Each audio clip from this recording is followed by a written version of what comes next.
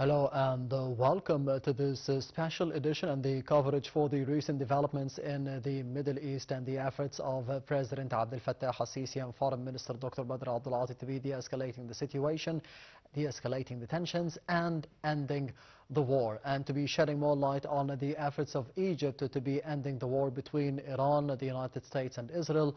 I am honored to be having with me over the phone Major General Osama Al-Kabeer, the consultant at the Command and Staff College. Major General Osama, thank you very much for being with us today on Nile TV International and this special edition. Hey, good morning, Mr. Nader. Thank you very much for this telephone call. Good morning to you too, sir. First of all, how do you see the efforts of President Abdel Fattah al-Sisi, as we did see over the past couple of days, and more specifically within the feast, the Lesser Bayram here in Egypt and in the region? Everyone was celebrating, but President al-Sisi had traveled and paid visits to Saudi Arabia and Bahrain, and before that to the United Arab Emirates and Qatar, to be de-escalating the situation and to be sending a message of support from the political leadership and the Egyptian people to the GCC countries and their leaders. Yes, sir. I would say that this is very important, very positive, very affirmative at a very large scale, because as we can see, the Egyptian political leadership, as well as the Egyptian Minister of Foreign Affairs, Mr. Badr Abdulati, are conducting this, what to be so-called the shuttle tours within the area, heading to the GCC countries. We see the President visited the 4 countries within a couple of days.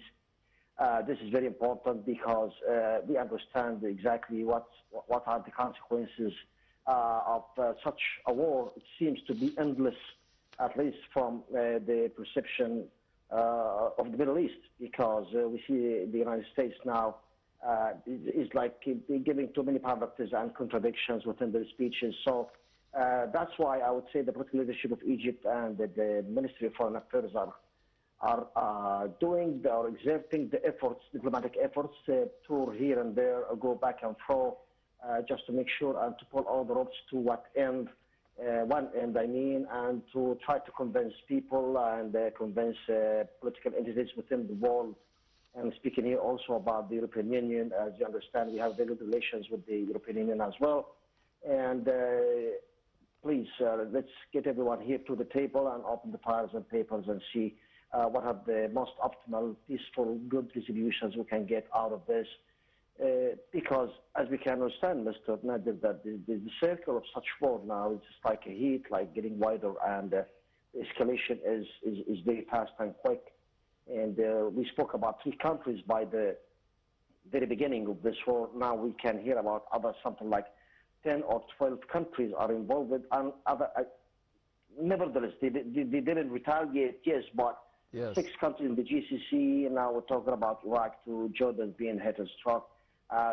France is pretty much concerned about that. They sent their Charles de Gaulle supercarrier. And we heard about what Keir Starmer of London, after the Britain, he spoke about that. He said we might take a share in this or not.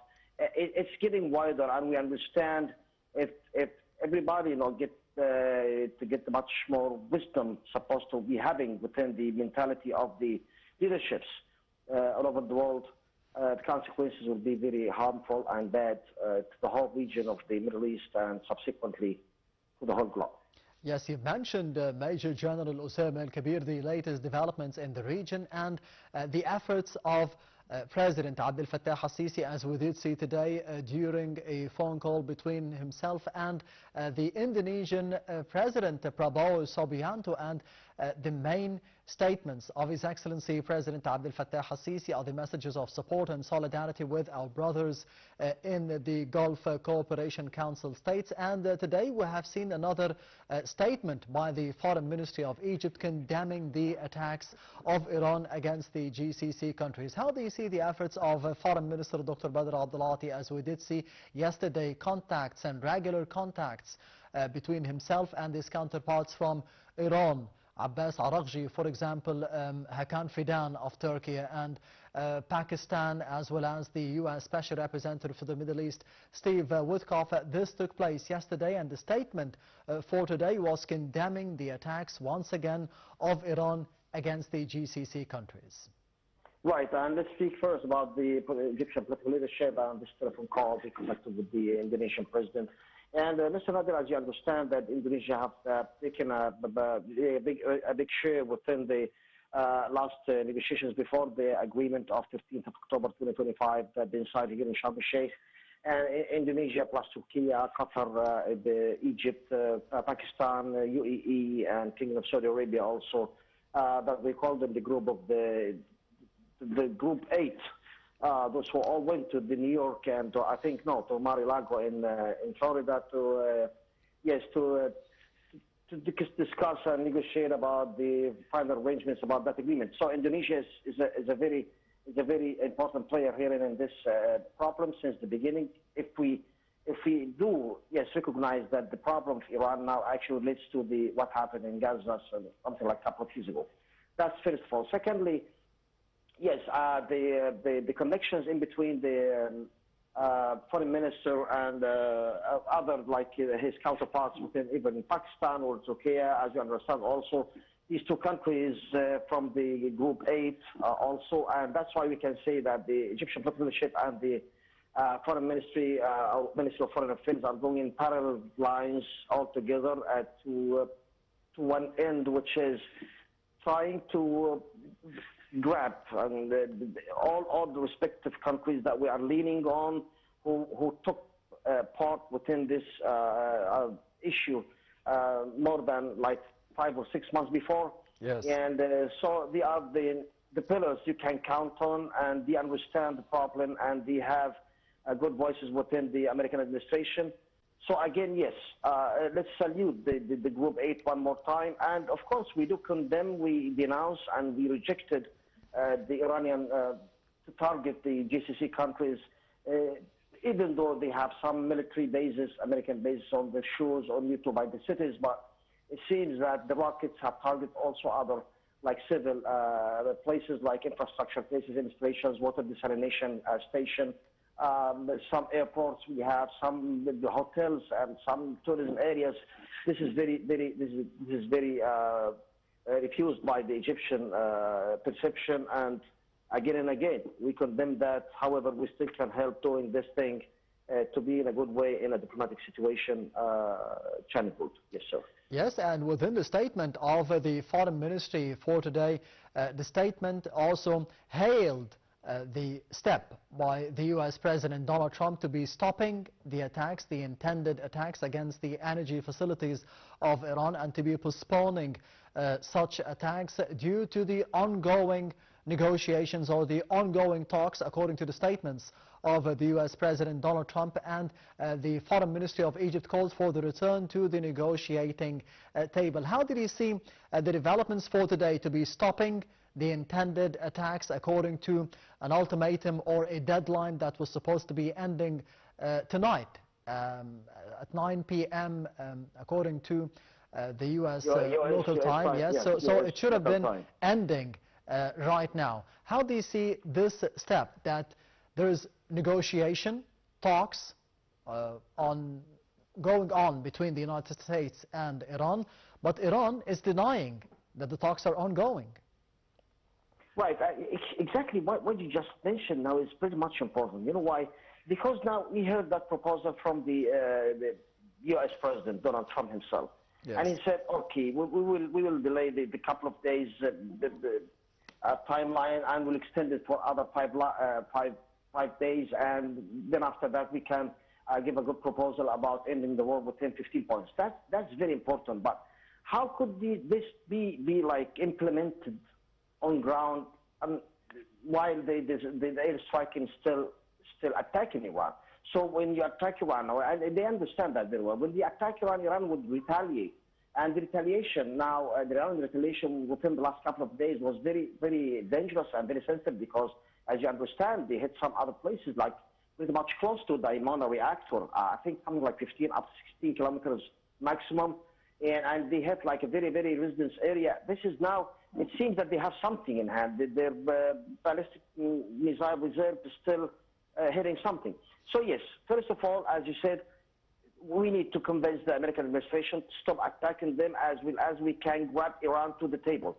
Because the Iranians said the negotiations or to stop this war, we have our conditions. First one is that we need guarantees that they will never attack me again. I mean, Yes. speaking about Iran now, not the United States or even Israel to re-attack Iran at any time. Second thing is that the Americans need to pull out their big military naval assets.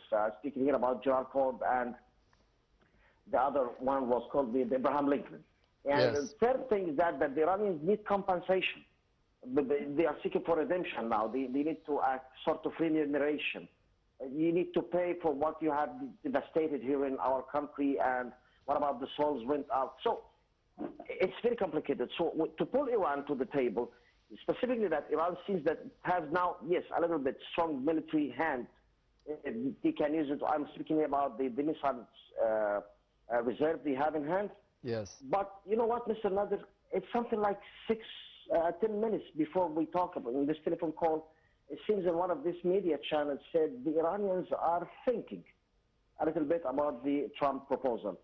So I would say, yeah, before the early morning, we can hear something new. So we need all to track this and see what can happen. But yes, the Egyptian diplomacy, the Egyptian political leadership is going through that very, very strongly, very wisely. And I think we know what we can do, but we need the others to be a little bit quite calm, much more comprehensive, trying to end the scourge happening in the Middle East.